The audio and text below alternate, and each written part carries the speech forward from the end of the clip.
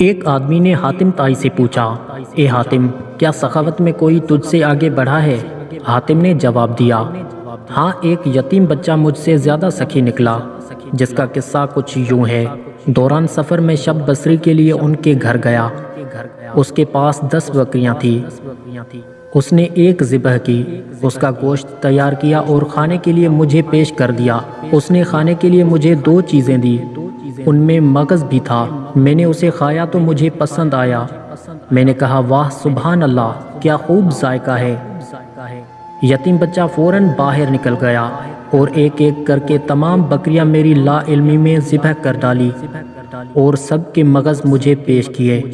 جب میں کوچ کرنے لگا تو کیا دیکھا، گھر کے ارد گرد ہر طرف خون ہی خون بکھرا پڑا ہے۔ میں نے اس سے کہا، آپ نے تمام بکریاں کیوں ذبح کی؟ اس نے کہا، واہ سبحان اللہ، آپ کو کوئی میری چیز اچھی لگے اور میں اس میں بخل کروں، یہ عربوں کے لیے بدترین گالی ہے۔ حاتم سے پوچھا گیا، بدلے میں آپ نے کیا دیا؟ انہوں نے کہا، 300 سرخ اونٹنیاں اور 500 بکریاں۔ ان سے کہا گیا، تو پھر آپ اس سے بڑے سخی ہوئے؟ انہوں نے جواب دیا، نہیں، وہ مجھ سے زیادہ سخی ہے، کیونکہ اس نے اپنا سب کچھ لٹا کر سخاوت کی، جبکہ میں نے تو اپنے بہت سے مال میں سے تھوڑا خرچ کر کے سخاوت کی ہے۔